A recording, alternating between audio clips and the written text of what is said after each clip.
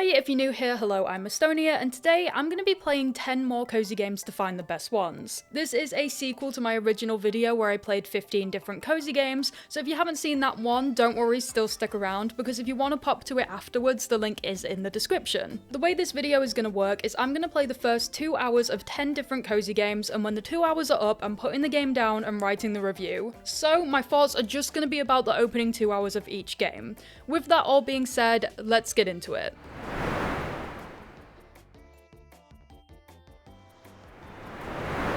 Spilled is a really chill cozy game where you play as a boat that has to work its way through different waterways, collecting up any pollution and helping the environment as you go. This can range from things like putting out fires to scooping up floating rubbish in the water, but you'll mainly be skimming the top of the water and collecting up any oil spills. The game is probably one of the less mechanically heavy ones on this list, as pretty much all you do is clean and that's it. As you clean up the water though, you'll earn money, and this money can be used to buy upgrades for your boat.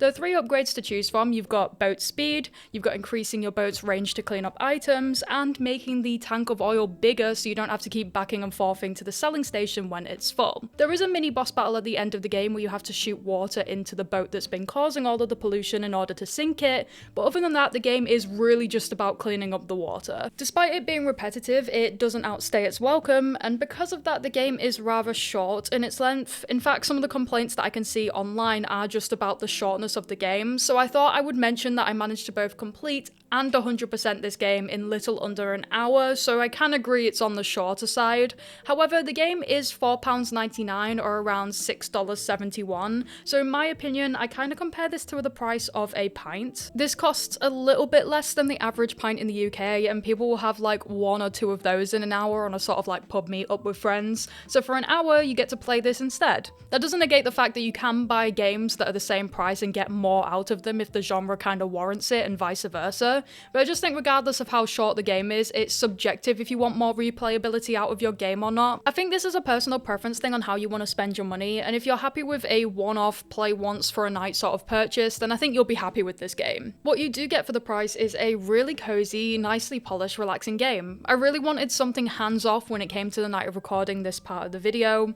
I'd done a lot, I was a little tired, I'd recorded this later on at night because I had other stuff to do during the day, and I have to say, I really couldn't have played this game at a better time. I chucked on a podcast and then listened to an episode whilst playing, and the game almost came like secondary to the podcast. Like, it gave me something to do whilst listening, like a colouring book or drawing would. Another thing that I think is really cool that I haven't seen a lot of games do is a portion of the Steam sales are actually donated to the whale and dolphin conservation charity, which I just think is so on brand for the game that you're playing, but also a really great thing to do that I wish more games would push for, especially since lots of games are about like fixing the environment and so on. Don't let the shortness of this review fool you though. What the game offers is great, and it doesn't promise more than it delivers on. If you're looking for something really low committal and don't mind the short runtime, then for a one-off play in a night sort of game, I do recommend that you check it out. And if the shortness of the game is something that's making you and ah about it, you can just do what I did and pick the game up in a sale for like £3. Okay, I'm gonna pronounce this one Mutazione, and if I'm wrong, please correct me down in the description, but Mutazione is a adventure story-based game that follows Kai, a teenager who travels to the island of Mutazione to see her dying grandfather who lives there. The story unfolds across several in-game days during Kai's week-long stay, with each day presented as its own chapter, during which you'll have conversations with the locals of the island, learning a little bit more about the people who live there and its culture. I'm not gonna go much more into detail about the story because it is the main element of the game itself, and if you was gonna play it, I wouldn't want to spoil that. One thing I will explain in this, however, is the characters and why they look so different to the one that we play as. Well, the island of Mutazione used to be a holiday resort until it was hit by a meteor around 100 years ago before the events of the game. The meteor pretty much wiped out all of the islanders, however, the ones who survived actually began to mutate and make their own little community on the island. There's a lot of references in the game to how these people were and are treated as outcasts to the outside world, but the game is kind of about spending time with these people, learning about them and the dramas that they face and the feelings that they all have navigating their lives as mutations. If you was wanting a game that has a bit more gameplay to it and isn't just purely story, I would steer away from this because of how narrative focused it is. It is really heavy on the dialogue, and most of the time you're just walking from one person to the next, chatting with them as you go, but if that sounds like your sort of thing, then look no further because it doesn't does a really great job of it. The dialogue is written beautifully, and I think that's really important in a game where it's such a main focus. In other games, if the story or writing falls a little flat, you always have the gameplay being engaging or fun to rely on, whereas this is pretty much 100% story, so it makes it crucial that the game nailed it in the way that it does. There is a garden where you can grow plants with the seeds that you collect around the map, and I would say that this part is the most interactive game element of Mutazione. You'll play music, and the more plants that you have, the more you can learn the songs, each song having a different emotion, and playing their respective song will make them grow quicker. I didn't get far enough into the game to learn what the benefit of growing these plants and harvesting them are, but I am really excited to keep playing after this video releases to learn more. The game's pacing is really slow, but that's kind of a good thing. There's not really any fast travel or anything like that, you're just kind of free to wander around the village and take things at your own pace. There's a little journal that you're given, and it'll sort of tell you what you need to be doing / where you need to be going once you've completed the last task on the list. This is nice because with all the dialogue, it can be pretty easy to forget what it was you was doing. The game also sometimes doesn't tell you what you're doing next, so instead of aimlessly wandering around the village, you can just pop open the journal, have a read, and head over to where the next story point is. I gotta mention the art style too, it's just stunning. You know when people make paper portraits out of coloured paper and card? This is exactly how I would describe the art style for this game. I think it's a really unique style because it's on the more minimalist side, and I think that adds to the chill atmosphere that the game is going for, just like if a 3D cozy game used low poly assets. During my 2 hours playing, I managed to get a little bit deeper into chapter 3, which is barely scratching the surface because from what I can tell, there are 8 main chapters and a prologue, so if you want to fully immerse yourself in a story that's just beautifully written, you're gonna get a lot of content with this one. Overall, Mutazione is a pretty cozy game. It's got some darker, more heavier topics that'll really hit you, but also some lighter moments like hanging out with your friends, gossiping around a campfire. The game encourages you to just slow down and appreciate life in a way that I will definitely be coming back to experience more of. Wanderstop is a narrative-focused cozy game all about making tea. You play as Alta, an undefeated warrior at the top of her game who slowly begins to fall from her pedestal. Losing fight after fight, she begins to put more and more pressure on herself to pick it back up to become the best fighter once again. Whilst trying to find this woman to help her train up, she is taken in by Borrow, an owner of a magical tea shop, and finds herself reluctantly having to stay with him for a while and help run the shop, putting a temporary pause on her search to find a trainer. I won't go much more into the story than this because if you want to see where it goes, you'll have to check it out for yourself, but onto the gameplay. In order to make our tea, we have to collect and dry out our tea leaves. Now, you might just think that's all there is to making tea, however, the whole process of the game was actually way more complex and had a lot more mechanically going for it than I initially thought when I first played. We can actually infuse our teas with different tastes by growing fruits for said teas, and we do this by, of course, farming them. During the gardening process, we can actually make things called hybrids, so if we plant seeds out in a little line, this produces an egg. Watering this egg gives us a small hybrid, and that allows us to get more seeds. However, if we plant our seeds in a triangular pattern instead, we actually get a large hybrid that gives us the fruits. These are what we use in the tea making process to infuse our teas. Borrow actually gives us a little journal all to do with these farming patterns, and as we get more information about the farming and tea making process in general, it all gets put into this field journal for us to reference if we forget. I kind of like the process of farming in this game because it's doing something a little bit different. The fact that the whole game is more about tea making than simply just the farming element means it's not just like a copy paste of every other cozy farming sim I've ever played. Like, grow plants, water them over a set period of days, sell the plants, make money to make more plants. Yes, planting and growing seeds is an element to this game, but it's not the whole aspect. You actually have to go in and make the tea too, which is a huge part of the game. Drying the leaves, heating the water up, moving it to the infuser, placing in the ingredients you want to infuse the tea with, pouring the cup. The game makes you do all of these things on this big tea maker in the middle of the room, and I'll be real with you, it's as therapeutic as the game makes it out to be. You have this ladder that you spin around the contraption on, kicking different levers and pulling different ropes to make the tea, and every time I did it, somehow it managed to make me feel accomplished with how satisfying it felt. You even have to do things like weeding the plants outside, brushing up any dead leaves around the garden, or washing all the dishes. Again, just so much to do in this game, all revolving around the concept of making tea. Story-wise, I think it's really refreshing to play as a character who doesn't have it all sorted out, who's struggling and is actually taking it out on others because of this fact. react. Alta's personality is understandable with her situation, but she's actually quite a hostile character to others because of this. At the start of the game, some of the options you have to pick from to say to Borrow and other NPCs are just not nice, and it doesn't feel good to say any of them, but the game forces us to, and I found myself really getting into Alta's headspace when picking my answers, wanting to make sure that I would pick the options that make sense for her character in that moment, almost role-playing her in that way. This meant that I really embodied her emotions and motivations, and I love this because as her character develops, or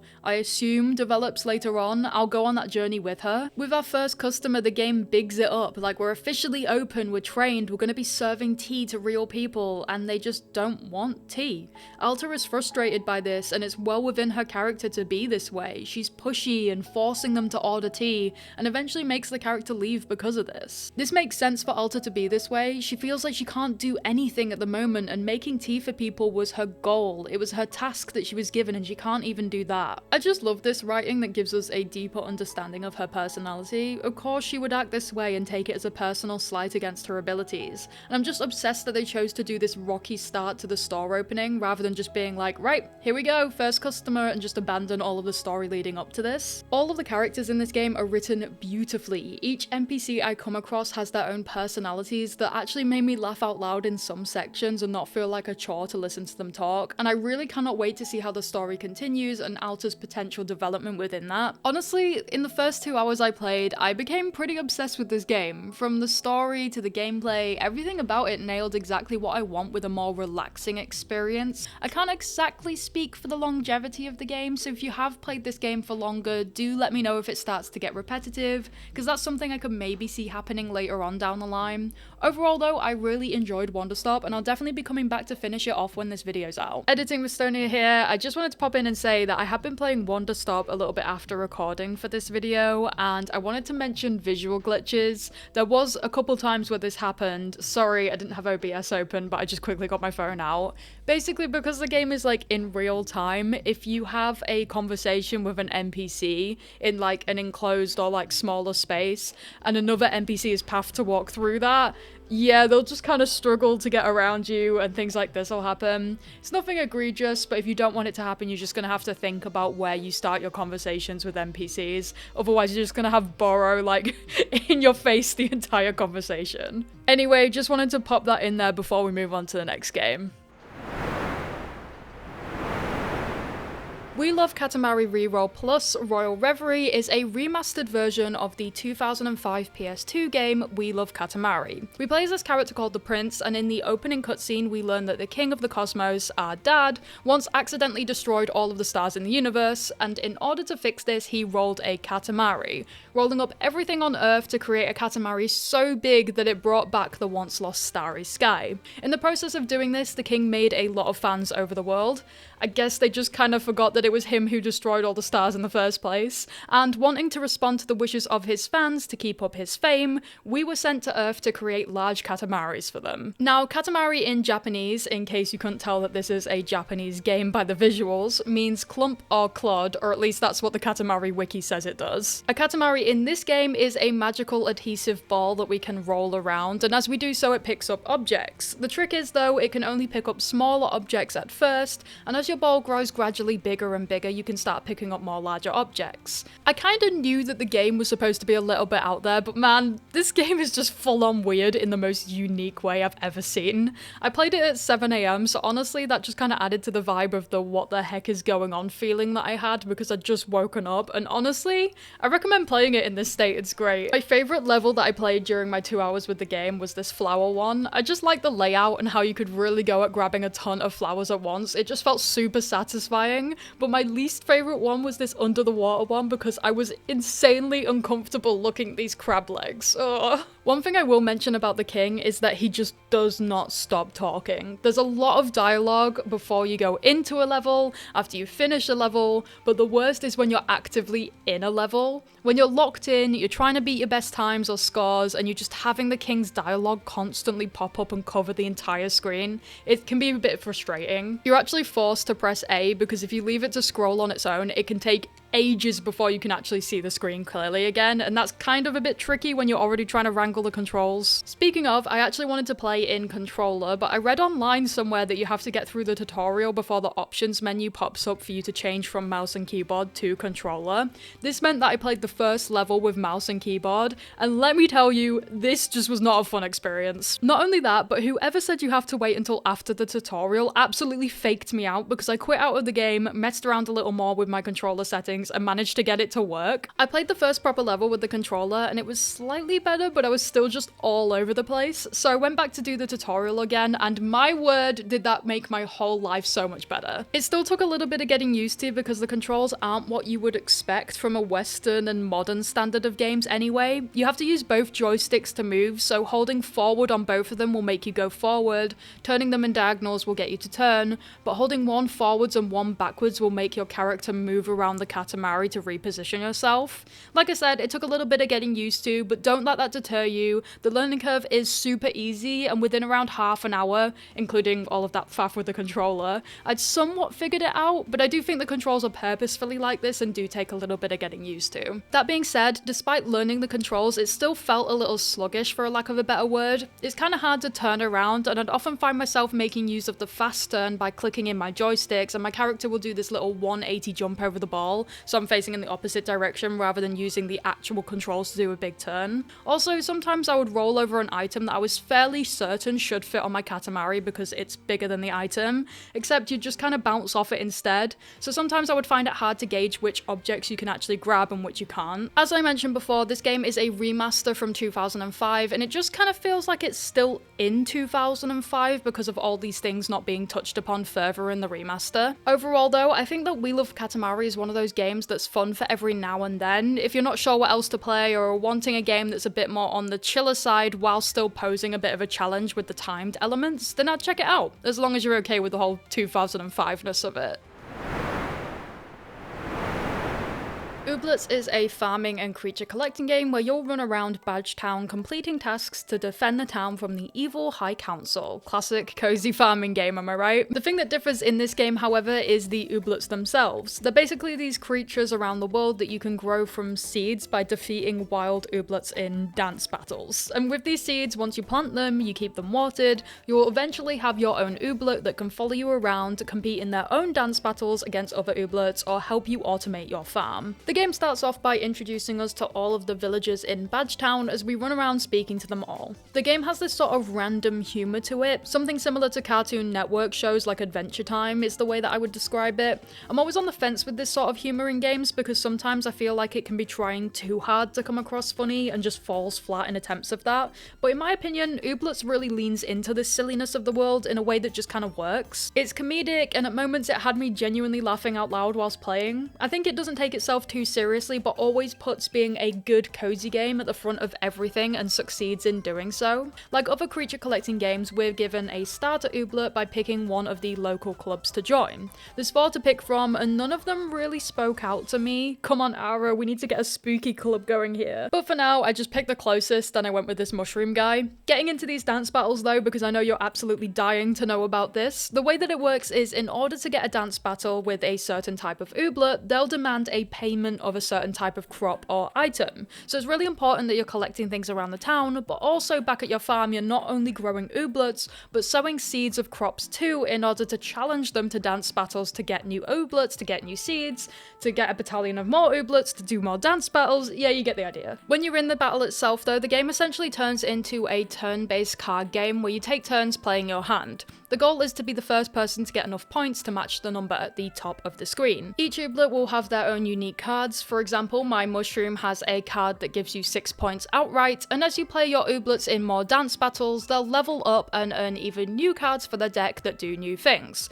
There's a lot of cards in the game all doing different things like giving you points, stealing points from the other team, giving you hype points, etc. So you can really think about which Ooblets you want to bring out depending on which Ooblets you're fighting against, so you have the best cards against them. Another thing I have to mention about the dance battles is they're just kind of iconic. Like, I'm so happy every time I play them. I mean, look at these little Ooblets ooblets dancing around, and the music gets me dancing in my seat too. It's just so good. If you're turned off by the idea of a deck builder / turn-based card game, then don't worry, this isn't intense in the slightest. You don't really have to think hard about strategy or anything, and most of the time you'll win anyway, so it's just really chill and relaxed, and I actually found it super fun and engaging at the same time. There's lots of little extra stuff to the game that you would expect from this sort of cozy farming genre. There's a town hall that gives you tasks to complete to help build up the town. There's little mini games, collecting items for the reconstitutor, which is a machine that turns junk into bait for fishing. So even without the creature collecting or farming part, there's so much to do around the town. Despite there being a lot to do though, there's no time constraints, so you can choose to do what you want when you want, meaning I really enjoyed wandering around each day, working towards my specific goals that interested me the most.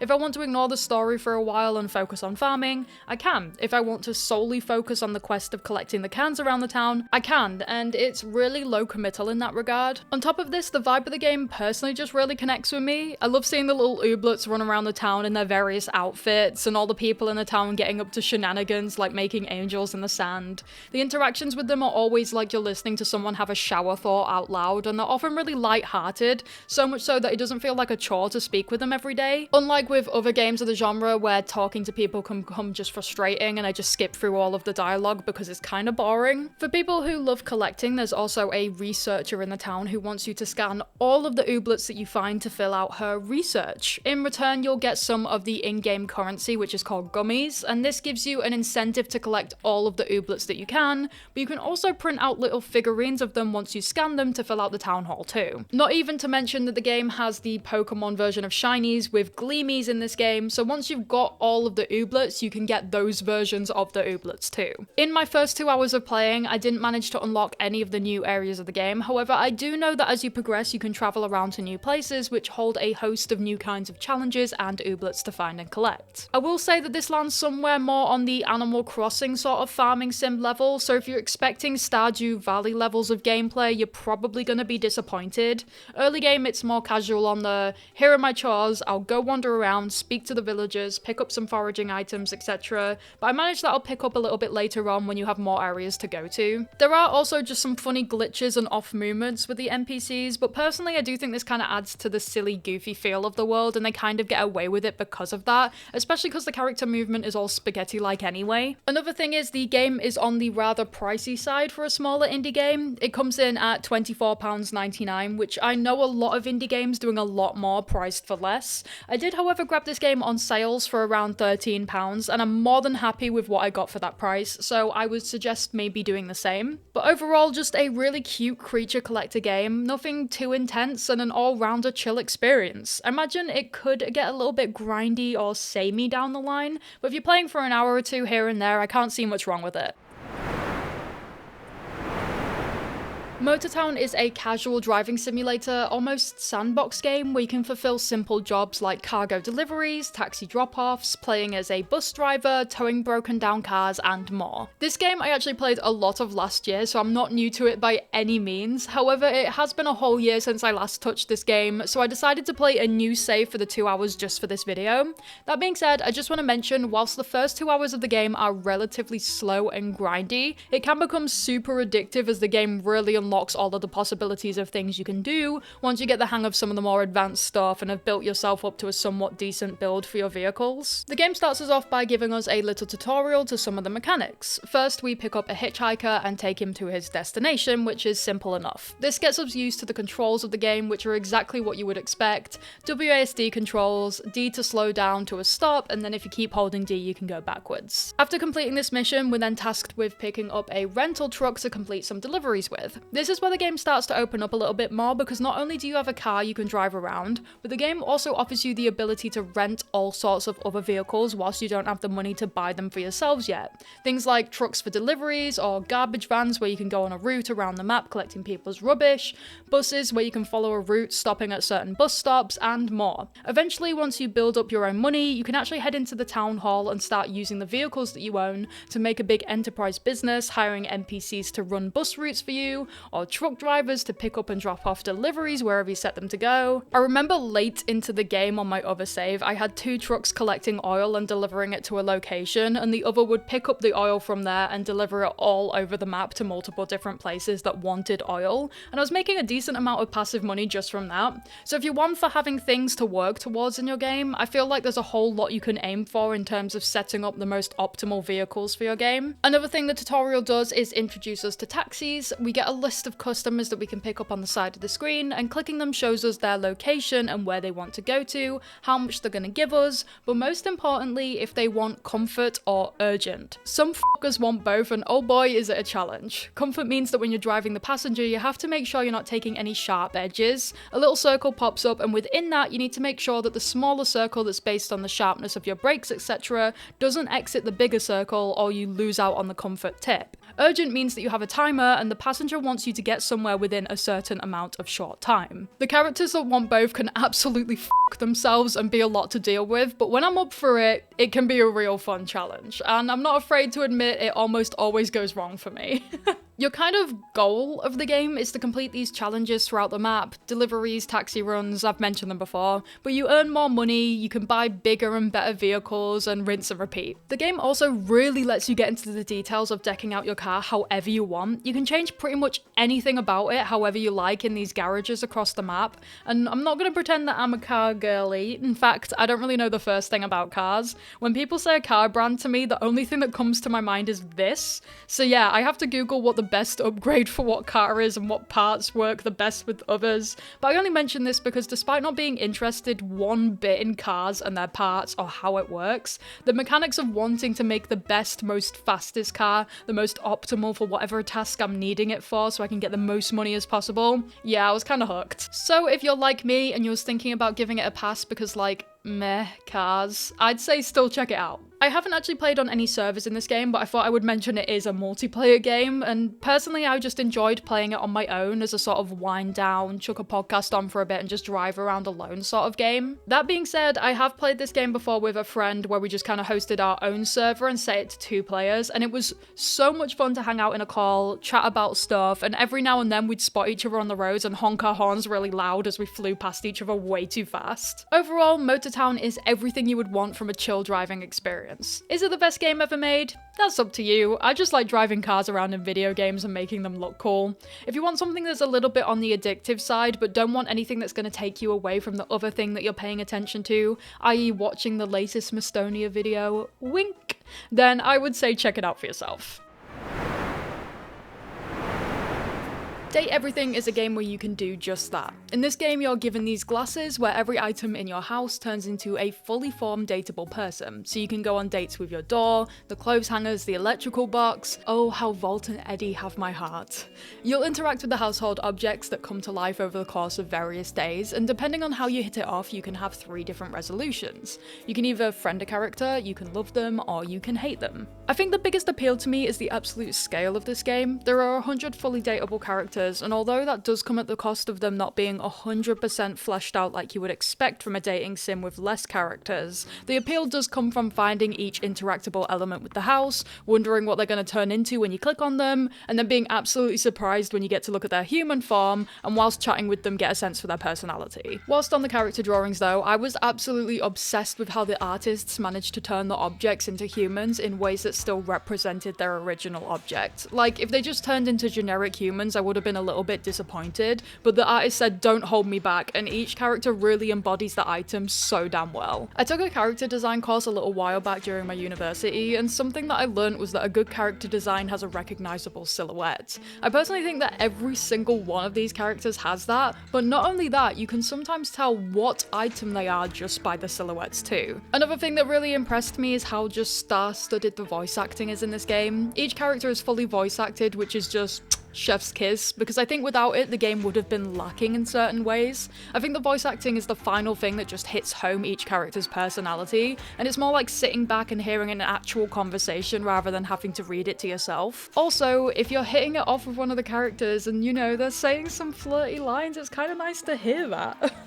Anyway, back to the voice actors. If there's not a single voice actor in Date Everything that you don't recognize for some show or some game that you've played, then you've been living under a rock. One of my favorite favourite things in this game was just sitting back and trying to guess who the voice was, failing badly at it, looking up the voice actor, and having a moment of being like, oh cool, it's that person. Just to list off a few, you have Ben Starr, Dante Basco, Ashley Johnson, Neil Newborn, Erika Ishii, and that's just 5 out of 100 who are all like renowned voice actors from the industry. I will say this is another one that I have played before when it released, and I do think that only one of the negatives that I can think of is once you've fully spoken with a character and achieved full hearts with them, you can't actually really do more. Like, you can't have more flirty interactions with them once you've romanced them, which can just be a bit suddenly like, oh, that's it for the character. I guess I'm kind of done with them now when you first play. This is partly because, as I mentioned earlier, there are 100 dateable characters in this game, and this meant that it was more quantity than making each individual character super in-depth. So warning for people who actively play dating sims, you may be disappointed with how deep the relationship aspect of the game goes. That being said, based on my first 2 hours, if you're someone like me who doesn't play these types of games, I think that Date Everything is a really good goofy intro into the genre.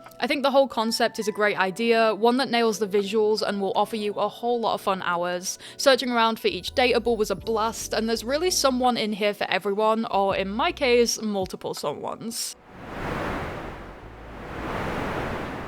Find Your Words is a game where you play as a kid who's heading to their first summer camp. Here you'll make friends with all the other kids by playing with them at the beach or running around on the camp trails. The way we communicate with other kids though is by using AAC, so augmentative and alternative communication. This can vary from things like an alphabet board all the way up to high-tech AAC like text-to-speech devices. The kid we play as uses a communication book with different symbols that we collect along our journey to fill out. These can range from people's names, locations around the camp, different activities we come across, using everything that we've collected to chat with our campmates. The game itself is relatively short. It took me around 40 minutes to complete, including getting all of the achievements for the game too, but the experience is a really cozy one and it didn't outstay its welcome, which I do think is great because if the game went on a little bit longer despite how good it is, I think the repetition could have been a detriment to it. One thing that's really cool to mention is that this game is also completely free, and for a free game it's genuinely an all-round polished experience that I would have been more than happy to pay for.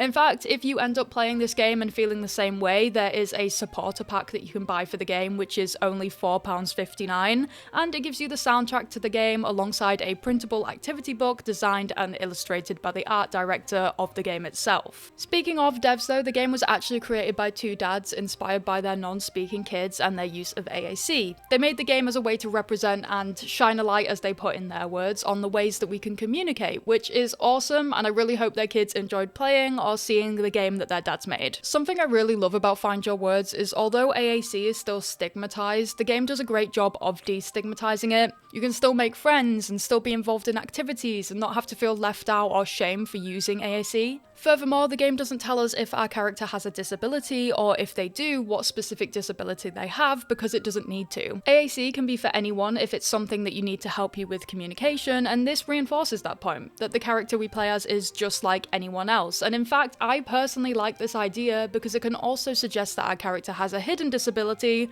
which is something that I have. Okay, maybe I'm a little afraid to mention this on the channel, but I do think it's really important to show just how genuinely impactful this game was. I use AAC sometimes. I'm autistic. What a shocker when I dedicate my entire life to researching niche indie games. And I sometimes, when in more intense sensory situations, use AAC. So for me, this can be either communication cards or just using my notes app on my phone to get across what it is I need in the moment. This game made me cry. I haven't seen representation specifically for AAC in any game, but if you do know one, please let me know down below because I'd love to check it out. But for me, this was just a really nice experience to see it represented so lovingly in a game. So yeah, overall, I think it's a really short but sweet experience that's definitely worth checking out, especially because it's free. Webfishing is a multiplayer game where you can hang out with people online and just fish. It's pretty self-explanatory from the title. A few things to mention before we get into this review itself. This is another one on the list that I have played previously. However, once again, it has been a while since I touched the game and I can't really remember the mechanics. I decided to play the first hour of my 2 hours on a completely new save to show the progression at the start of the game, and then after that I switched to my other character for the second half since there's not really a whole lot to the game other than just chilling and fishing. So I thought thought I might as well level them up a little bit whilst I'm back playing. Also, I did play mostly solo for this video, and that's just because I didn't want to record anyone chatting in the game or post their Steam names without their permission. Respecting people's privacy though, I did jump into a few servers to get some clips that encapsulate the multiplayer aspects of the game a little bit better, and to show you how cute community-wise it can be when you're all together in a server. To do this, I did hide everyone's names and chat by pressing H, which removes all the UI elements. So if you see any clips in this review without the UI, that's why. When it comes to the fish, there's a lot to find. You can either get saltwater fish or freshwater. There are, however, miscellaneous fish too that can be a little bit harder to find or rarer to catch. This can range from things like having to go out of bounds to a special area designed for you to catch this fish in, or having to chase down a meteor that falls from the sky, which by the way has a 0.4% chance to spawn every 10 seconds, and then fish in the ripple the meteor spawns in the water.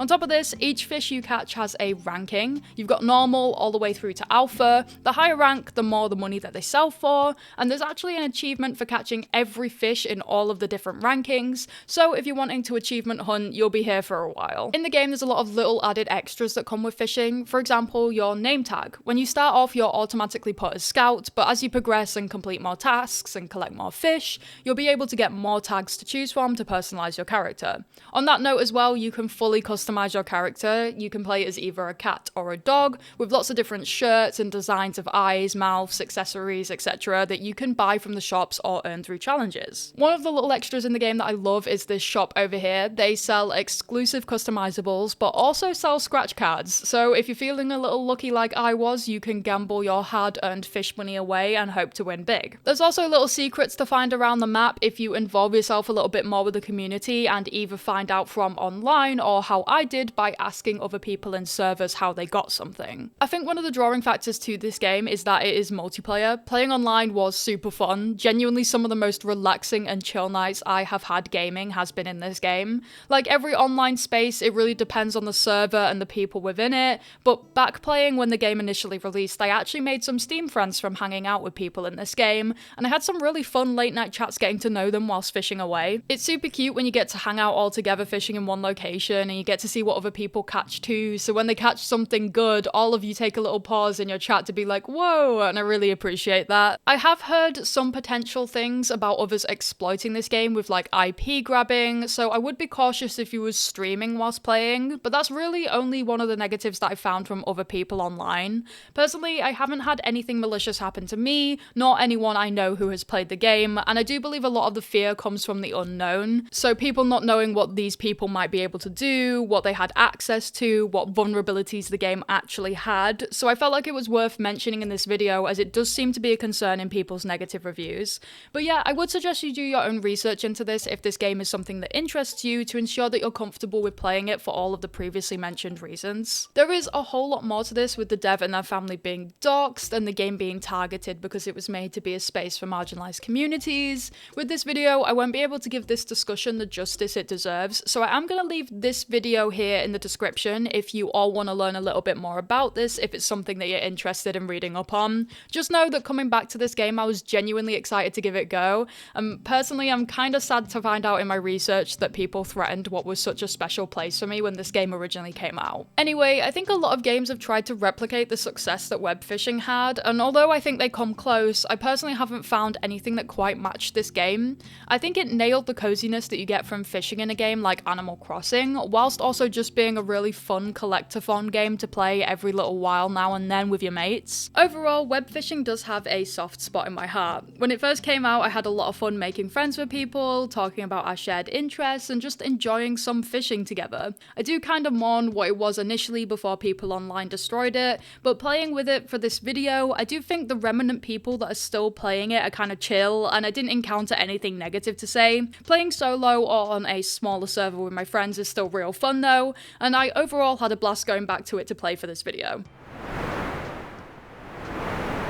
Hotel Galactic is a management sim where you run a hotel catering to travelers from all across the galaxy, giving them a place to rest, relax, and enjoy their stay. Just before getting into this one, I do want to mention that I actually received a Steam key for Hotel Galactic from the development team, but this is not an ad, so I actually do get to speak my own mind. In my emails with them, I told them that I'm still going to be reviewing this game fairly, and the game has to speak for itself. This is because I don't really ever on this channel want to review something dishonestly or be like paid off for something, because I actually value every single one of you who watches my videos and your time, and I also just in a really weird way care about the videos that I put out and that it's quality work filled with games that I really stand by. So I did say to them that if they want to send a key over, that I will be mentioning any issues that I found with the game during my playtime, and that I'll also be talking a little bit about the rocky initial release for the game in my review, which we'll get into in more detail later. They're aware of all of these conditions and they still wanted to send the key over, so with that out of the way, the game starts us off with a tutorial sort of section that takes you through the basic mechanics of the game. We can set multiple tasks for the workers of the hotel, pick which ones we want the staff to prioritize,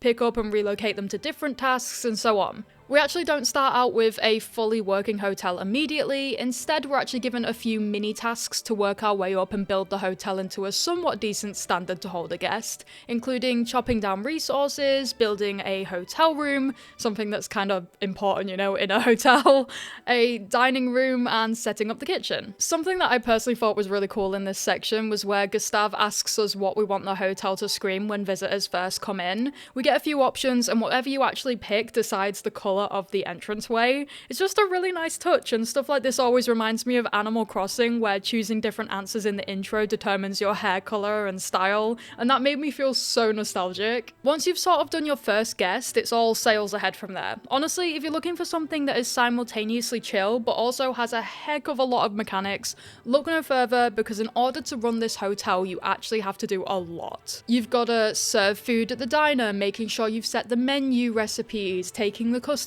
orders, you've got to make the food for the staff too, make sure the guests are all satisfied over a range of different things, change all of the sheets after the guests have checked out, and speaking of checking out, you've got to make sure that you do check them out, because if they're waiting too long at the reception desk, they'll just up and leave without paying. There is quite a lot to remember, and that stuff is just barely scratching the surface, but very rarely during my first 2 hours playing did it feel like I was in over my head with it all, especially because you can control how many guests you take in, and when you open and close the hotel, how many rooms you build versus what staff are capable of. Unlike in other management sims where you're just this sort of third-party person who doesn't exist and are just running the place as God, in Hotel Galactic, lore-wise, you're actually a spirit who the characters in the game can see and directly interact with. They'll talk with you, ask you questions, give you little tasks, and I think this is a really refreshing take. The game does actually have a story that's split up into acts, and because of this design choice, it feels like I'm actually a part of the hotel and its progressing story too when the characters ask me to do stuff. I've also got to talk about the polish of the game. Although there are a few visual glitches here and there throughout, I'm actually really impressed with the amount of effort that's gone into everything, from the character designs, the little animations, the UI, and I cannot forget the sound design. The game mentions that it's inspired by Japanese animations, and did they nail what they were going for? I mean, just look at this intro sequence.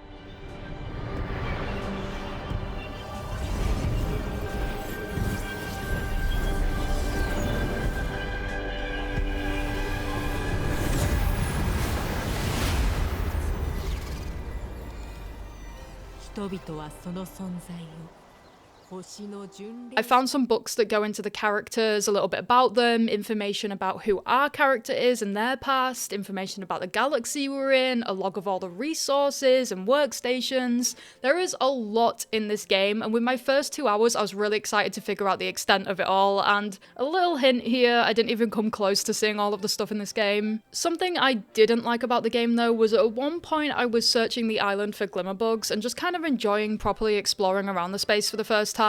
Whilst doing that though, another quest finished and the character who set it wanted to talk with me, as shown by a little speech bubble on the screen. However, it also made this bouncing noise, I kid you not, like every 5 seconds.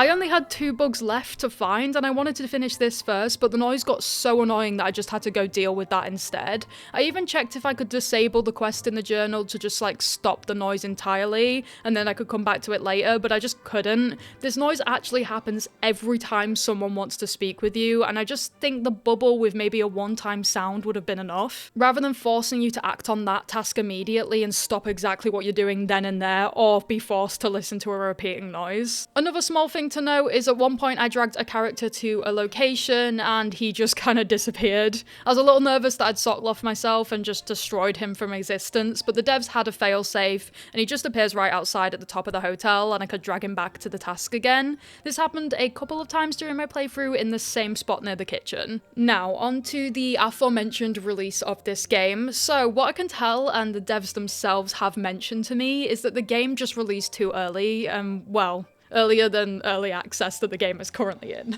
This just meant that some people were experiencing an extreme amount of bugs, some of which were just soft-locking people from even continuing to playing. So yeah, it's just not a good look when people are paying a fair amount of money for a game they can't play. I do have to give an insane amount of credit to the team who emailed me though, because they did own this and gave full transparency about all of this. It shouldn't be the case with the gaming industry, but it is cool to see a team be transparent for once about a rough initial release of their game rather than try and hide it or even abandon it. They've actually released a roadmap to patch 1.0 and are actively working towards that, so I do hope that they keep this up. It seems that they've been working really hard since release to get the game into a state which is far from its initial release as possible, with the first Steam scores being around 30% positive, and they've actually managed to work this up to just under 70%, with recent reviews being even more. Whilst I can't speak for playing this game for longer, the 2 hours that I spent with it for this video, I can honestly commend them on their hard work considering some of the past reviews I have read, because I didn't really experience any issues with it. Just to double check though, I did also do some extra research into this by joining the Discord for the game, and it seems like there are still a few people engaged in it, reporting bugs or issues, and devs chatting with players about what they're doing in the game, or people just sharing cool screenshots. When looking what people were mentioning bug-wise, I did notice that there was still a fair few bugs that people are finding with the game that I wouldn't have noticed, as they do come later on down the line, and obviously for these videos I only play for the first 2 hours, so I would check those out for yourselves if this is something you're concerned about before buying. Overall though, despite its rougher start, the game in the state that I played it for in this video was genuinely a really enjoyable experience, and I think it has some potential to really turn into something great if the devs stick to their promises as mentioned earlier and continue to work on bug fixes. Speaking of, if any of the issues I mentioned were a concern, I would suggest checking out their Discord or even just the Steam patch updates to see how development is going as the game comes out of early access first, or even waiting for the game to pop on sale, as it previously has been up to 50% off in Steam sales. I'll definitely be coming back to this one after I finish the video to play more of the story mode, and I just look forward to seeing where the game goes as a whole in the future. That was 10 more cozy games. Have you played any of these yourself? Let me know what your thoughts are down below, and do let me know what games you would like to see on the channel in the future. Also, thank you so much for 5k subscribers. The channel is growing so quickly and it actually means the world to me. I didn't think I'd hit this number this year, so I'm insanely grateful, and now on to the next goal of 10k. So if you did like this video, do consider subscribing or giving it a like and commenting below, because all the engagement not only helps the channel out, but also me to continue making these videos for you all. Anyway, once again, thank you so much for watching, and I will see you all in the next one.